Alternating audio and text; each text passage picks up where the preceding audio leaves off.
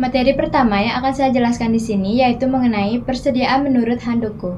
Nah, menurut Handoko, persediaan adalah suatu istilah umum yang menunjukkan segala sesuatu atau sumber daya organisasi yang disimpan sebagai antisipasinya terhadap pemenuhan permintaan.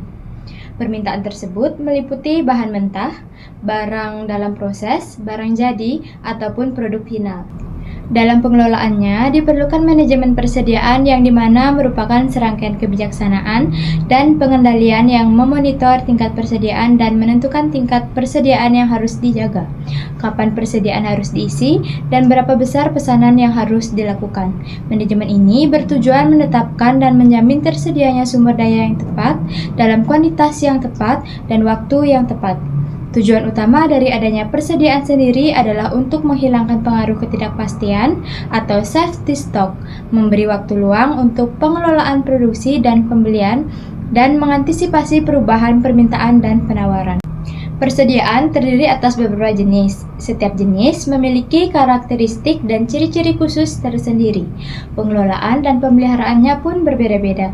Menurut Hazard dan Renner, untuk mengakomodasi fungsi persediaan perusahaan memiliki 4 jenis persediaan, yaitu yang pertama ada persediaan bahan baku atau raw material inventory, yaitu bahan baku yang belum memasuki proses produksi yang kegunaannya untuk memisahkan pemasok dari proses produksi.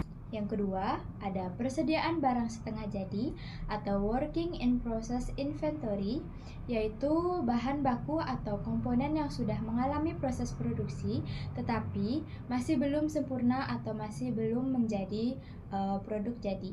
Yang ketiga, ada MRO atau maintenance atau repair atau operating, pemeliharaan atau perbaikan juga diperlukan untuk berjaga-jaga jika ada kerusakan mesin dalam salah satu proses produksi, dan MRO ini harus dijadwalkan atau diantisipasi. Dan yang terakhir ada persediaan barang jadi atau finished goods inventory, yaitu produk akhir yang sudah siap jadi dan siap untuk dijual. Selanjutnya yaitu fungsi-fungsi persediaan. Menurut Handoko, persediaan memiliki 3 fungsi utama, yaitu yang pertama ada fungsi decoupling, yang dimana persediaan memungkinkan perusahaan tidak sepenuhnya bergantung pada pihak lain dalam pemenuhan pesanan maupun pengiriman bahan. Selain itu, persediaan membantu menjaga kelancaran proses produksi serta mengantisipasi fluktuasi permintaan konsumen. Yang kedua, fungsi economic load seizing, yaitu persediaan memungkinkan perusahaan memproduksi atau membeli dalam jumlah besar untuk menekan biaya per unit, sehingga terjadi efisiensi tanpa menimbulkan biaya penyimpanan yang berlebihan. Yang ketiga, ada fungsi antisipasi persediaan, berfungsi sebagai cadangan untuk menghadapi permintaan yang tidak pasti maupun permintaan musiman, sehingga perusahaan tetap dapat memenuhi kebutuhan pelanggan dengan baik. Berikutnya, di sini saya akan menjelaskan mengenai model persediaan. Nah, terdapat 3 jenis model persediaan, diantaranya yaitu yang pertama, ada model persediaan deterministik. Merupakan sebuah model yang dimana terdapat gejala yang dapat diukur dengan derajat kepastian yang cukup tinggi. Nah, di dalam model deterministik ini, semua secara parameter serta variabel telah diketahui atau dapat dihitung secara pasti. Yang kedua, ada model persediaan probabilistik. Merupakan sebuah model di dalamnya terdapat permintaan yang terjadi tidak selamanya konstan. Terkadang, permintaan suatu barang itu bervariasi dan juga mengikuti distribusi probabilistik tertentu. Nah, dalam menghadapi permintaan yang bervariasi, biasanya perusahaan memiliki persediaan yang biasa disebut dengan safety stock. Terakhir, ada model persediaan stokastik. Merupakan sebuah model di mana permintaan yang terjadi tidak konstan dan tidak mengikuti suatu distribusi tertentu. Nah, pada model ini, parameter merupakan nilai yang tidak pasti, diantaranya yaitu seperti permintaan tahunan, permintaan harian, lead time, biaya penyimpanan, biaya pemesanan, biaya kehabisan persediaan atau shortage stock out, dan harga. Selanjutnya, saya akan bahas mengenai model persediaan untuk permintaan bebas. Nah, terdapat 5 jenis model persediaan untuk permintaan bebas. Di antaranya yaitu yang pertama ada model kuantitas pesanan ekonomis atau Economic Order Quantity atau EOQ. Asumsi-asumsi yang digunakan dalam perhitungan EOQ antara lain yaitu jumlah demand diketahui dan berjumlah tetap. Lead time diketahui dengan interval konstan. Barang datang seketika dan lengkap, tidak ada quantity discount, hanya order atau setup cost dan holding cost, dan tidak ada stock outs. Nah, untuk rumus biaya pesan yaitu D dikali S dibagi dengan Q, di mana D merupakan permintaan tahunan, S merupakan biaya pesan per order, dan Q merupakan jumlah yang dipesan. Nah, untuk rumus biaya simpan yaitu Q dibagi 2 dikali dengan H, di mana Q merupakan jumlah yang dipesan, H merupakan biaya simpan per unit, dan untuk rumus total biaya sama dengan harga dikali permintaan ditambah biaya pesan dan ditambah biaya simpan. Selanjutnya untuk rumus kuantitas pesanan optimal atau IOQ, di mana rumusnya yaitu akar dari 2 dikali D dikali S dibagi dengan H, di mana D merupakan permintaan tahunan, S merupakan biaya pesan per order, dan H merupakan biaya simpan per unit. Selanjutnya yang kedua yaitu model IOQ Quantity Discount. Nah, model ini mempertimbangkan adanya potongan harga untuk pembelian dalam jumlah tertentu. Pembelian dalam jumlah yang banyak akan mengakibatkan biaya material atau komponen yang berkurang, tetapi biaya penyimpanan meningkat. Nah, terdapat langkah-langkah menghitung IOQ dengan potongan harga, yaitu yang pertama, tentukan IOQ untuk setiap harga. Jika IOQ pada harga terendah cukup besar atau visible, maka perhitungan IOQ tersebut merupakan nilai optimal. Nah, rumus untuk menghitung IOQ dengan potongan harga, yaitu IOQ discount sama dengan akar dari 2 dikali D dikali S dibagi dengan I dikali P, di mana I merupakan persentase biaya simpan dan P merupakan harga satuan.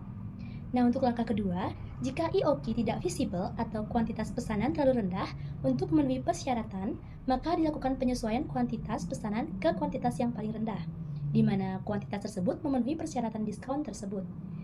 Nah, untuk langkah yang ketiga, yaitu hitung biaya total untuk setiap IOQ optimal yang ditentukan pada langkah 1 dan 2. Nah, selanjutnya langkah terakhir yaitu pilih IOQ optimal yang memiliki biaya total terendah. Selanjutnya yang ketiga adalah model EOQ backorder. Model EOQ backorder digunakan jika terjadi kehabisan persediaan. Dalam konsep ini, lebih tepat bila dikatakan bahwa kemungkinan kehabisan persediaan itu sudah dapat diduga sebelumnya. Jadi tujuan model ini adalah menentukan ukuran Q optimal untuk meminimumkan biaya total persediaan dengan ketentuan yang pertama, berapa jumlah persediaan maksimal yang diinginkan pada awal siklus pemesanan produksi. Dan yang kedua, berapa jumlah kehabisan persediaan maksimal yang diperlukan. Adapun rumus dari EOQ backdoor ini dapat dilihat pada gambar berikut. Dengan keterangan, D merupakan demand atau permintaan tahunan per unit per tahun, dan S merupakan ordering cost atau biaya pemesanan per order, dan H yang disebut dengan holding cost atau biaya penyimpanan per unit per tahun, dan CS shortage cost atau biaya kekurangan persediaan atau back order per unit per tahun.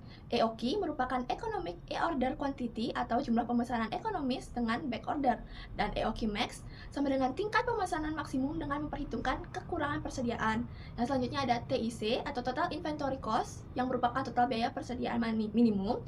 Qmax sama dengan tingkat persediaan maksimum sama dengan Q dikurangi QS, dan QS adalah jumlah unit yang mengalami kekurangan atau back order quantity. Selanjutnya ada model EOQ dengan keterbatasan tempat. Model EOQ dengan keterbatasan tempat untuk single item adalah penyimpanan barang pada sebuah gudang dengan luas yang terbatas. Biaya yang terlibat pada model ini adalah biaya simpan, biaya pemesanan, dan juga biaya gudang. Total biaya untuk model EOQ dengan keterbatasan tempat adalah yang pertama ada TIC, biaya simpan, plus biaya pemesanan, plus biaya gudang, atau dapat dilihat pada rumus yang tertera. Dan untuk menghitung EOQ dan N-nya juga dapat dilihat pada rumus yang sudah tertera. Dengan W sama dengan biaya sewa gudang yang dibebankan, dan O tingkat pemakaian ruangan per unit, dan yang terakhir ada N, frekuensi pemesanan atau pembelian. Yang terakhir ada model EPQ atau Economic Production Quantity. Model EPQ memiliki sifat di mana pemakaiannya terjadi pada perusahaan bahan baku atau komponen dibuat sendiri oleh perusahaan. Rumus yang digunakan untuk menghitung EPQ dapat dilihat pada gambar yang sudah tertera. Dengan E sama dengan biaya setup, P merupakan tingkat produksi harian, D tingkat permintaan harian, dan yang terakhir ada H atau holding cost. Di sini saya akan menjelaskan materi mengenai yang berjudul model probabilitas dengan lead time yang konstan sistem periode. Model probabilitas adalah model statistik yang digunakan ketika menghitung suatu permintaan atau suatu variabel yang tak pasti, namun dapat kita uji coba dengan melalui distribusi kemungkinan. Dalam suatu permintaan pasar yang fluktuatif, manajemen perlu menjamin ketersediaan produk yang mereka. Dengan hal ini berkaitan langsung dengan peluang rendahnya kehabisan stok dalam produk mereka. Sebagai contoh, manajemen perusahaan memiliki peluang terjadinya kehabisan stok yaitu sebesar 0,05, maka tingkat terjaminnya ketersediaan stok dalam perusahaan mereka yaitu sebesar 0,95. Untuk mencegah terjadinya kehabisan stok dalam produk mereka, maka manajemen dapat melakukan titik pemesanan cadangan dalam titik pemesanan ulang. Baik, di sini saya akan melanjutkan yaitu rumus cara menghitung model probabilitas dengan lead time yang konstan sistem periode. Yang pertama ada titik pemesanan ulang yaitu ROP sama dengan D dikali L. Keterangannya D merupakan rata-rata permintaan per periode waktu seperti per hari, per bulan, dan per tahun. Lalu ada L yaitu lead time pemesanan atau jumlah hari kerja yang diperlukan untuk mengirimkan pesanan. Dimasukkannya stok pengaman yaitu safety stock ke dalam perhitungan menyebabkan terjadinya perubahan persamaan menjadi titik pemesanan ulang yaitu ROP sama dengan D dikali L ditambah dengan SS atau safety stock jumlah stok pengaman yang bergantung pada biaya penyimpanan, persediaan tambahan, dan biaya terjadinya kehabisan stok.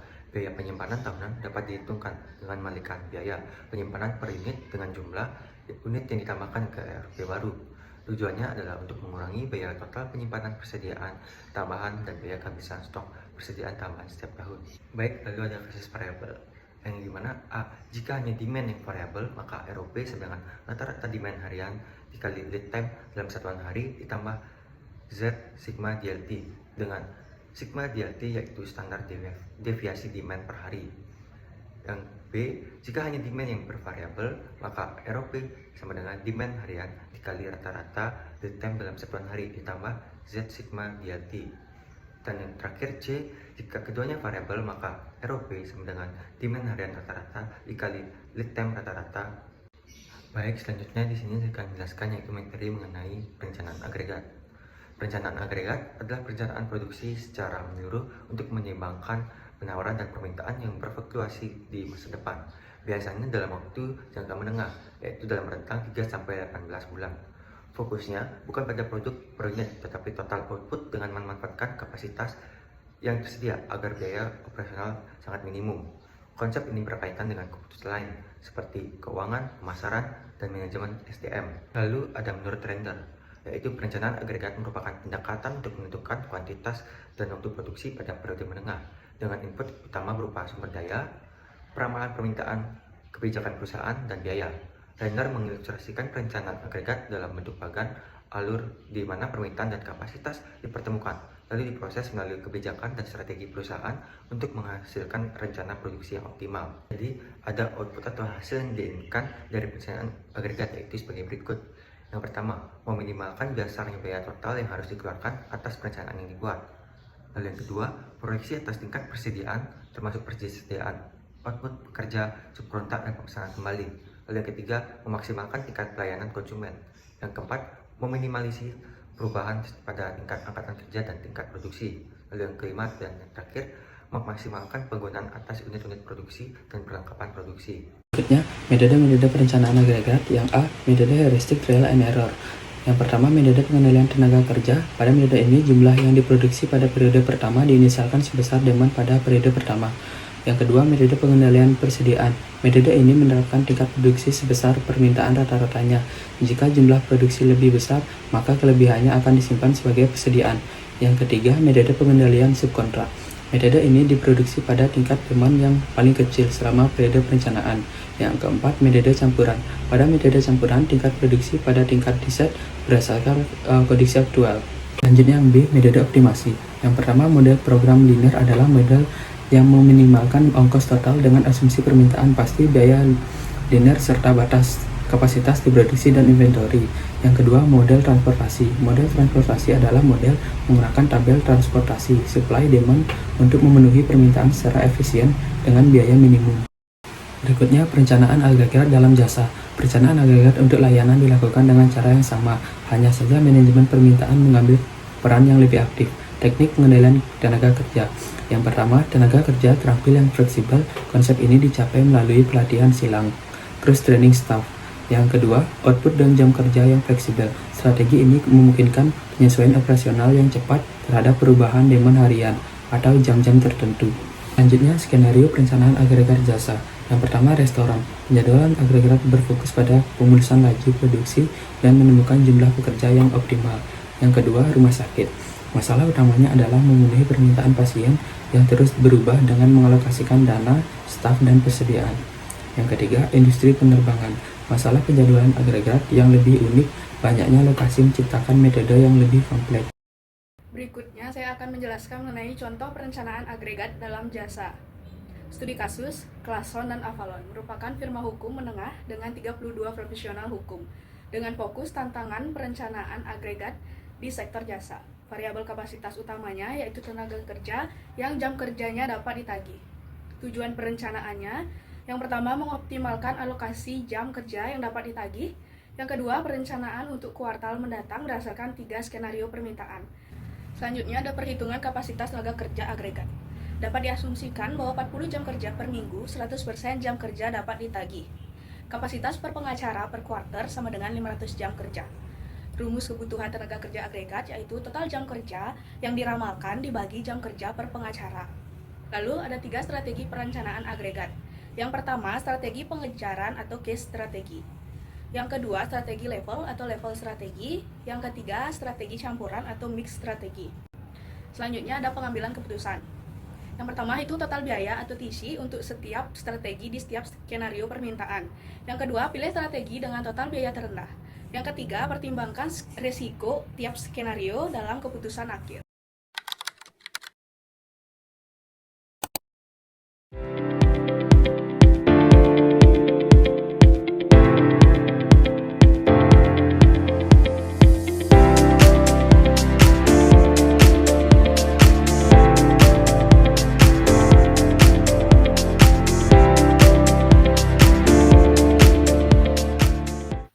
Berdasarkan pembahasan, dapat disimpulkan bahwa manajemen persediaan dan perencanaan agregat merupakan 2 elemen penting dalam mendukung efektivitas operasional perusahaan.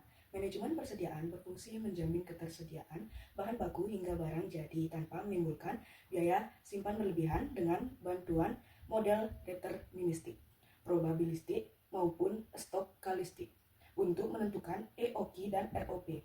Sementara itu, perencanaan agregat menyesuaikan kapasitas produksi dengan fluktuasi permintaan melalui metode heuristik atau optimasi, guna menekan biaya operasional. Kedua aspek ini tidak hanya berlaku di sektor manufaktur, tetapi juga pada sektor jasa dengan fokus pada kapasitas tenaga kerja dan pelayanan. Integrasi keduanya membantu perusahaan menjaga kelancaran produksi, mengurangi risiko kekurangan atau kelebihan stok, serta meningkatkan daya saing di pasar. Sekian video dari kelompok kami. See you. Yeah. Bobby Valentino.